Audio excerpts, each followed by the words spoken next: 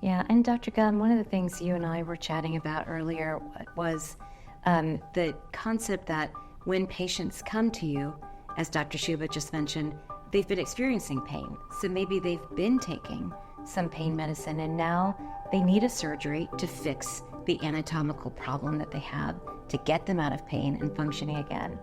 But in treating the pain from their surgery, you also have to take into consideration the fact that they might have already been taking pain medicine. Right. Doctors call this, naivete to the medication, right? There's medical language for that.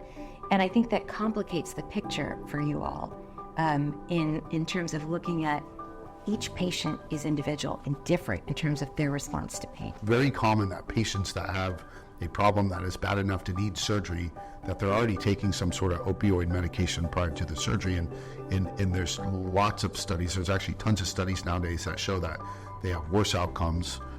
It's much more difficult to control their pain after the surgery. So opioid use prior to surgery makes it very difficult when it comes time to control their pain after surgery. And what happens is the pathway that they perceive pain actually gets amplified. So again, as Dan said, it's this catch-22. The thing overall, I think the big picture that's beneficial for patients to understand is opioids were designed for acute pain. Right? So they're designed to help pain after surgery. They're designed for break a bone or have some sort of injury for a very short duration. And when patients end up taking those medications for long periods of time, it disrupts the whole pathway of pain and how their brain perceives pain. So it puts us in a difficult position because it's really difficult to control their pain afterwards. That's why what Dan said, we need to be creative. We need to figure out ways to utilize it where it's needed, right, acutely after surgery, but to get them off very quickly and come up with other creative ways to help control pain and from a long-term perspective if they need it long-term. We have a number of different pathways that we hit pain. We hit them from different arrows. Yes. And so, for example, a Tylenol, which people, take for granted, it's a very strong painkiller.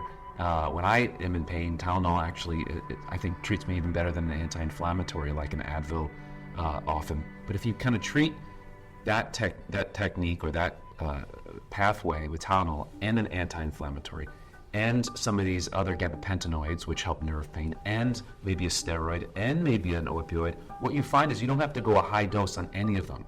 So you can kind of start minimizing each level, and as a result, some of the side effects of any one drug at a high level will be minimized because you're spreading it out. The second thing to add to that is that most of the drugs that I just mentioned do not have as much of a dependency on them. What I mean by that is just as if you drink alcohol and you practice drinking alcohol, you can become better at drinking alcohol. In other words, it takes more to get drunk. And that happens, as Dr. Gum said, with opioids. And so what happens, though, is when you get to a certain level, your body almost needs that drug, requires that to keep its tolerance, to keep a homeostasis. And so what happens is when you stop that, you have side effects as well. And these patients hate these side effects, and that's why they keep using it. And I think with opioids, if I'm not mistaken, that can take as early as a week or 2 weeks to begin to have that cycle of dependence. Just like if you start drinking coffee a lot, you might feel that without your cup of coffee you have a headache.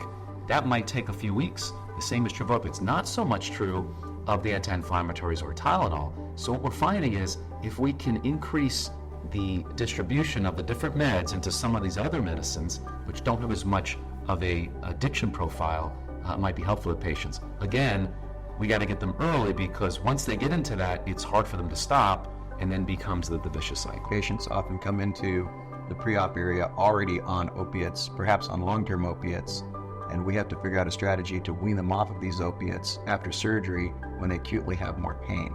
So we've got to come up with that plan lest we have patients who are on long-term opiates even after surgery and contribute to the national opiate crisis.